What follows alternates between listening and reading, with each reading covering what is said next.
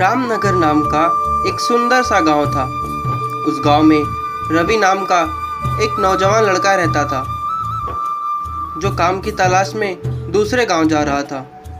उसने अपनी माँ से कहा, माँ, मैं काम की तलाश में दूसरे गांव की ओर जा रहा हूँ, मुझे आने में वक्त लगेगा, तब तक आप अपना ध्यान रखना। इतना कहकर वह घर से निकल गया। कुछ समय चलने के बाद उसे एक गांव दिखा, जो एकदम वीरान और सुनसान लग रहा था, जैसे किसी ने उस गांव की चहल पहल और खुशियों पर नज़र लगा दी हो। कुछ लोगों से बातचीत करने पर उसे मालूम पड़ा कि उस गांव पर एक चुड़ैल की बुरी नज़र पड़ गई है।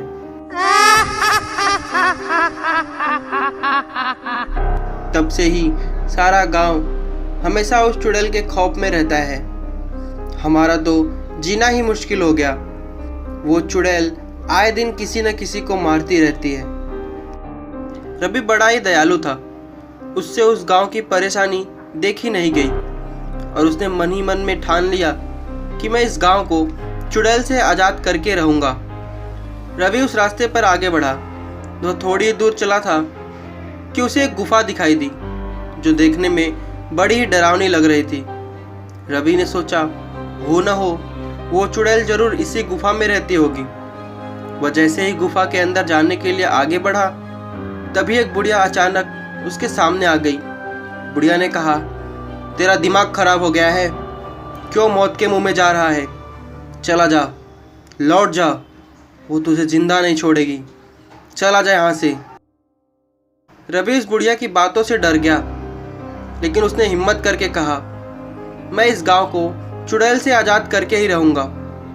उस बुढ़िया ने कहा, हाँ, तू वही है तू जो इस गांव को उस चुड़ैल से मुक्ति दिला सकता है। वही है तू आ गया मेरे बच्चे, मैं यहाँ तेरी ही प्रतीक्षा कर रही थी। उस बुढ़िया की बातें सुनकर रवि ने कहा, आपको कैसे पता कि मैं वही हूँ जो इस गांव को उस चुड़ैल से मुक्ति दिला सकता हूँ?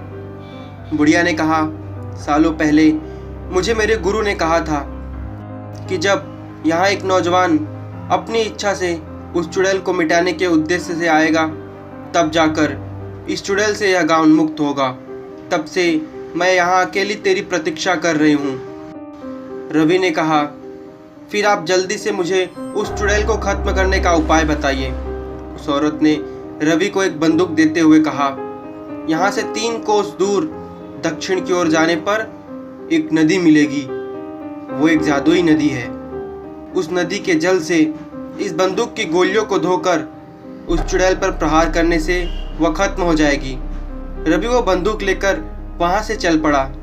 कुछ समय बाद वो उस नदी तक पहुँच गया और उस नदी के जल से गोलियों को धोकर लौट आया। वो बुढ़िया वापस उसे मिली। रवि ने कहा, मैं उस नदी से लौट आया, चलिए अब उस चुड़ैल को खत्म कर देते हैं। बुढ़िया ने कहा, नहीं बेटा, मैं वहाँ नहीं जा सकती, वहाँ तुझे अकेले ही जाना पड़ेगा। बुढ़िया के चेहरे पर एक रहस्यमयी हंसी थी। रवि उस गुफा के अंदर गया। चुड़ैल ने रवि को देखा तो जोर जोर से हंसने लगी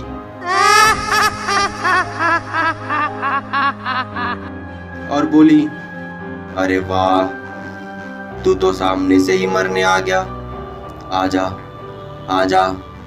चुड़ैल जैसे ही रवि के पास आने लगी, रवि ने उस बंदूक से चुड़ैल पर गोलियां चलानी शुरू कर दी